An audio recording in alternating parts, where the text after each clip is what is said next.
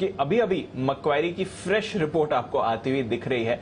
जब लिस्ट हुआ था तब इन्होंने ही रिपोर्ट निकाली थी 1250 के टारगेट की, वो तो पिछले हफ्ते हिट हुआ, अब उस टारगेट के भी नीचे आ गया है। और क्योंकि अब स्टॉक नीचे आ गया है तो इन्होंने अपनी नई टारगेट के साथ आए हैं। 900 के टारगेट्स अब पेटीएम पर मैक्वायरी की तरफ से आते हुए दिख रहे हैं। तो एक बार फिर से बड़ा टारगेट कट इस पर आया है। और पहले भी मैक्वायरी सबसे ज्यादा बेरिश रहा था इस काउंटर पर, और अब भी सबसे ज्यादा बेरिश मैक्वायरी ही आपको आते हुए दिख रहा है। तो 900 के टारगेट्स अब पेटीएम पर मैक्वायरी की तरफ से आपको आते हुए दिख रहे हैं। एक बार जरा चार्ट्स पर भी राय ले ली जाए कुणाल जी, जितना भी लिमिटेड डेटा है, मैसिव अंडर परफॉर्मर और मैक्वायरी का और भरोसा इस पर करते हुए 900 के टारगेट्स, फिलहाल चार्ट्स क्या कहती हैं सर?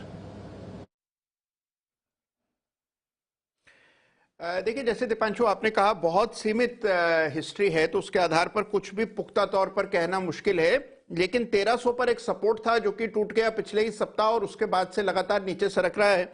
अभी मुझे लगता है कि नीचे तो बहुत गहरी खाई दिखाई देती है, नीचे और लेवल्स आते हुए दिखाई पड़ेंगे। जिनके पास भी पोजीशन है, 1300 जब तक पार नहीं होगा आपको कोई राहत नहीं मिलेगी। अब स्टॉक के लिए 1300 एक बड़ी चुनौती होगी। 1300 के ऊपर जाएगा तभी खरीदारी की राय है, अन्यथा स्टॉक से निकलकर कहीं और पैसा डालें, ये मेरी राय। एब्सोल्युटली। और अनिल जी, आपसे भी इस पर राय लेना चाहूंगा सर। मैक्वायरी के टारगेट पिछले हफ्ते हमने 1250 का हिट होते हुए देखा, अब लक्ष्य फिर इन्होंने काट दिया है और अब 900 के लेवल्स की बात कर रहे हैं सर।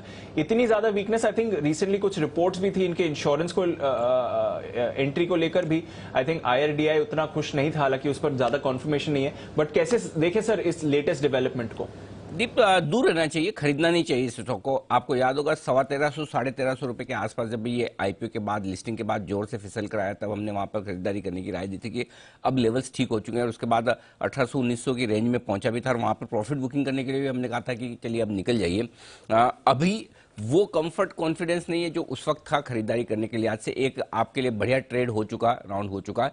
एक बार देखते हैं, मैनेजमेंट से बात करेंगे, प्लान्स लेंगे, इस तिमाही के रिजल्ट्स देखेंगे, उसके बाद डिसाइड करेंगे कि 1200 में लेना है या नहीं लेना। देखिए, लेने में आप वापस 1300 1350 में ले लें, कोई फर्क नहीं पड़ता, लेकिन कंफर्ट कॉन्फिडेंस आए तभी लेना है। तो थोड़ा सा मैं वेट एंड वॉच वाले मूड में हूं। अभी फिलहाल खरीदारी करने की राय नहीं है। जो कॉन्फिडेंस उस समय था वो अब नहीं है। तो मेरे ख्याल से, क्योंकि लिस्टिंग के बाद से जिस तरह का प्रदर्शन किया, जो एक रनअप ऊपर दिया, उसके बाद स्टॉक टिक नहीं पाया, और फॉलो बाइंग जो आनी चाहिए वो आ नहीं रही। और साथ ही जो खबरें आ रही है, अभी तक कोई बहुत खास अच्छी खबर सुनने को मिली नहीं है। तो मेरे ख्याल से इस तिमाही के नतीजों का और मैनेजमेंट के इंटरव्यू का इंतजार करना चाहिए, उसके बाद फ्रेश खरीदारी करनी चाहिए। अभी नहीं, बिल्कुल नहीं। इस समय भरोसा नहीं है मैक्वायरी पेटीएम पर, माफ कीजिएगा, मैक्वायरी का भी नहीं है। अनिल जी भी कह रहे हैं थोड़ा वेट एंड वॉच करिए, नतीजे आने दीजिए, उसके बाद देखेंगे क्या आपको डिसीजन लेना है इस कंपनी पर। बट स्टॉक पर अच्छी खबर नहीं आ रही है, 1200 के सपोर्ट पर अब आते हुए दिख रहा है।